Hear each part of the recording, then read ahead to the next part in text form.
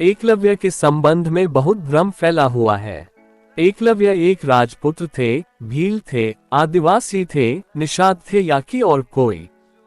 क्या सच में ही गुरु द्रोणाचार्य ने इसलिए उन्हें शिक्षा नहीं दी क्योंकि वे एक भील थे?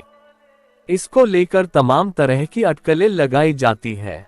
एक, कहते हैं कि एकलव्य भगवान श्री कृष्ण का चचेरा भाई था। एकलव्य वसुदेव के भाई का बेटा था।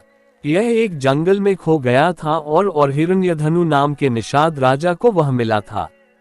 तब से उसे हिरण्यधनु का पुत्र ही माना जाता है।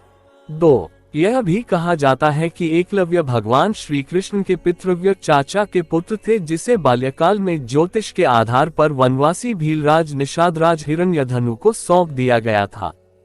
3, महाभारत काल में प्रयाग इलाहाबाद के तटवर्ती प्रदेश सुदूर तक फैला श्रृंगावरपुर राज्य निषादराज हिरण्यधनु का था।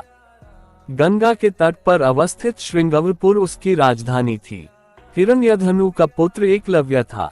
सुदृढ़। 4, अब यह तय करना पाना मुश्किल है कि एकलव्य एक खो गया बालक था या कि हिरण्यधनु का पुत्र। वह यदि श्री कृष्ण का चचेरा भाई था तो निश्चित ही यदुवंशी था, और यदि नहीं था तो वह निषाद जाति का था। महाभारत में एक जगह उल्लेख मिलता है कि एकलव्य निषादराज के दत्तक पुत्र थे।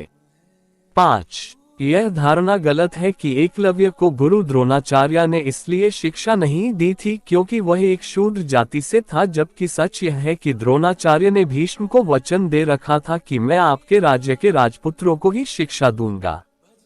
6, विष्णु पुराण और हरिवंश पुराण के अनुसार एकलव्य अपनी विस्तारवादी सोच के चलते जरासंध से जा मिला था। जरासंध की सेना की तरफ से उसने मथुरा पर आक्रमण करके एक बार यादव सेना का लगभग सफाया कर दिया था। 7, ऐसा भी कहा जाता है कि यादव सेना के सफाया होने के बाद यह सूचना जब श्री कृष्ण के पास पहुंचती है तो वे भी एकलव्य को देखने को उत्सुक हो जाते हैं।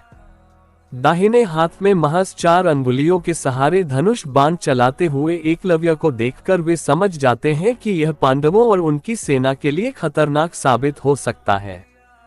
तब श्री कृष्ण का एकलव्य से युद्ध होता है और इस युद्ध में एकलव्य वीरगति को प्राप्त होता है। हालांकि यह भी कहा जाता है कि युद्ध के दौरान एकलव्य लापता हो गया था, अर्थात उसकी मृत्यु बाद में कैसे हुई इसका किसी को पता नहीं है।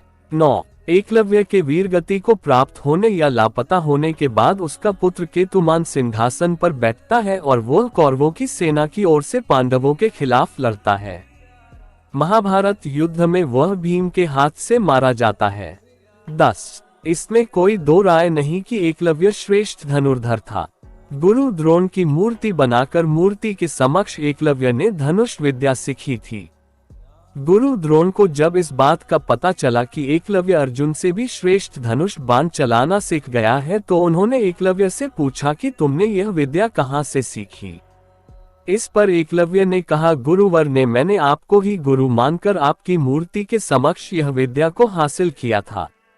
इस बात पर द्रोण ने कहा कि तब तो हम गुरु दक्षिणा के हकदार हैं।